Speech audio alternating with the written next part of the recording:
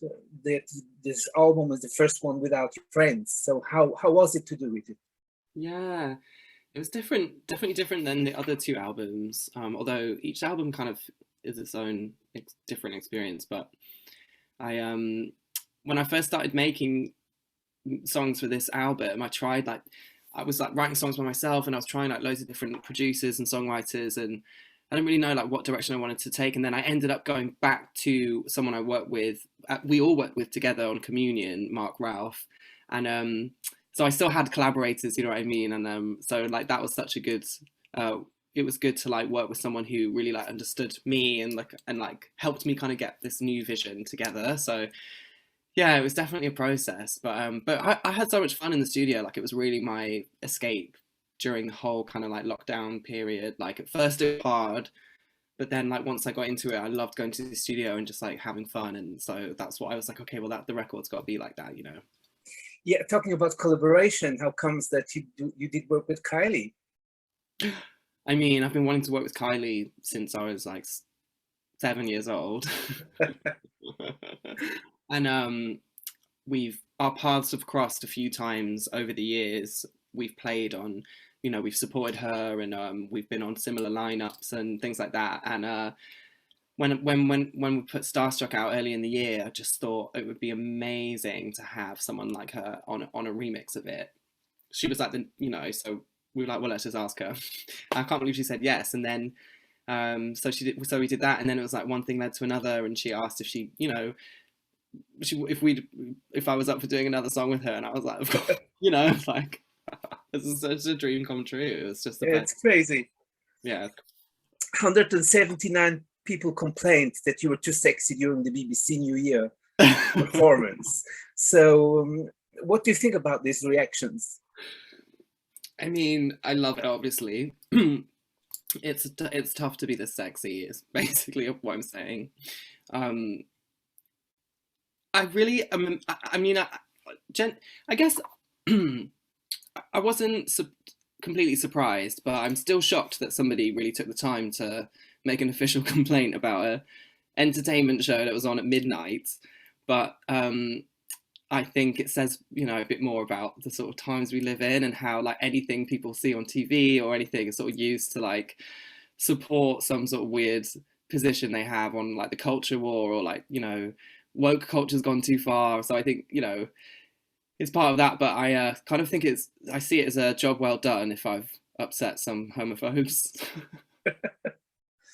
And did you ever think about taking part on the Eurovision Song Contest for England? Yes, I have thought about that a lot. Do you think it would be good? Tell me about it. Well, I don't know. I mean, I don't know. But I think it would be kind of interesting, right? Because people sometimes say it to me a lot, like, "Oh, you should do Eurovision," and I'm like, maybe that would be a good idea, but I just don't know. Yeah, think about it. I'll think about it. Yeah. So someone is writing congratulations also to your role in the series It's a Sin. It is such an important series. What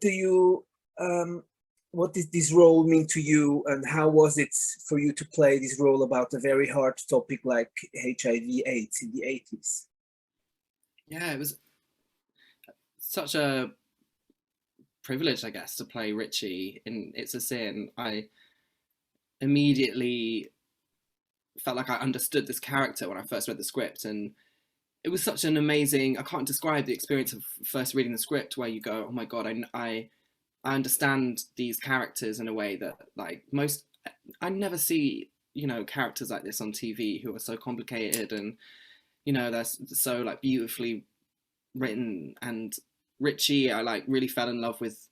He was like quite problematic. He was quite like a difficult, he was just a very complicated guy.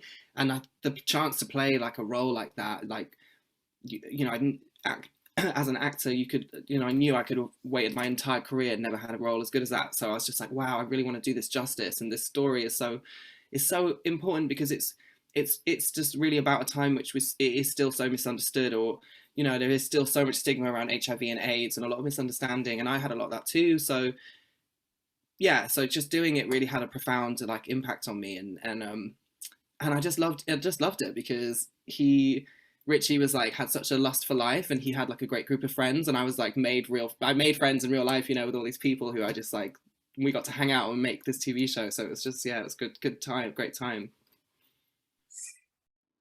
After its scene was released in the UK, a lot of people went to get tested for HIV. So what do you think about this reaction of the people?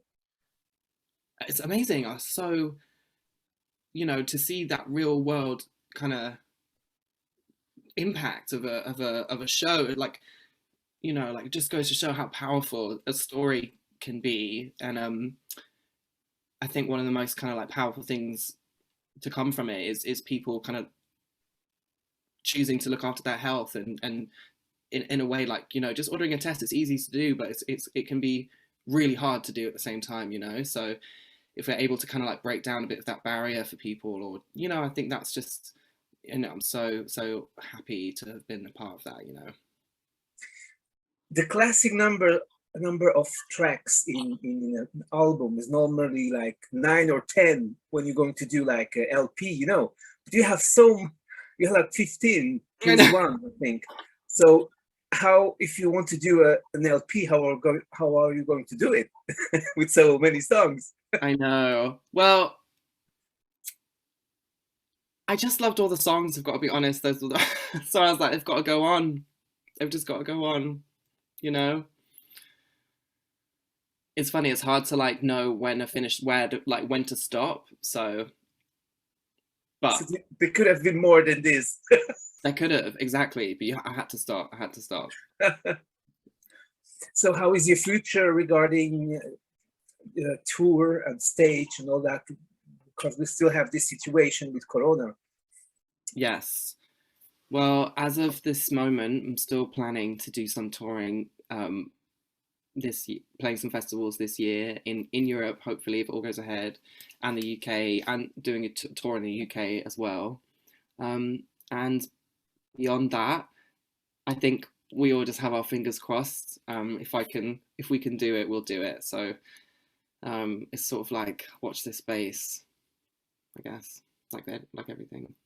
So the British press is quite pushy. What do you think about like when they want to know, like, I don't know, intimate things about you, or you know what I mean? Yeah, they are pushy. So how do you feel? Like, yeah, I mean, we know that British press is special, you know. How Right. do you handle that? We should, right. Well, also I'm British, I guess, so it's like it's a funny do you know what? It all depends on who, if you're doing an interview, like it always depends on the journalist, you know what I mean? If And I've been like very lucky, I think, and had some like really awesome journalists like to talk to, who I think have like been super respectful, you know. So, and that side of things, it's been good, but and I don't think I've had like too much of a intrusion or anything at this point, like, so fingers crossed, touch wood, it doesn't, like, you know, get worse or anything. Which bands or singers from the 80s do you like to hear? Kate Bush, always. Neil Tennant, obviously. Donna Summer, I guess, yeah, she's 70s and 80s. Whitney, of course. Stevie Wonder. Yeah, so Prince. So many iconic voices. Like, so different to how, you know, music is produced now. You're so rare to hear voices like that, where you hear so much of the tone and the texture and the kind of mistakes, you know, like everything is just flattened out now. But so yeah. Yeah, I mean, British music has always been the best. So for me, Oh I yeah, always loved British music, and I went to London and all that. So cool. yes, good taste. There's such a great lineage and such a good history of, especially electronic music, but all kinds of music, you know, here as well. So pop, yeah, it's great. So are you someone that likes to go out to parties and that? I used to be. And I'm very nostalgic for that person, but I haven't done that in a very long time. I go to house party at friends' parties. I'm going to one tomorrow night, in fact. I'm very much looking forward to it. But it's a bit more of a, yeah, it's just a different kind of environment to like how I used to go out and kind of like go to a club, and those days they're not over, but they're just sort of different. They're harder to like organize now. I think that's the truth for everyone, obviously, but yeah, it's still there. You know what I mean? Like it's still it's. I just miss dancing for the most part, and just sort of like just dancing around like with strangers. So on your list with people that you would like to collaborate, like Kylie, which tell me like some more people that you have in mind. Oh my gosh, loads of people. Lil Nas X, I would love to collab with. Um, Rihanna, always.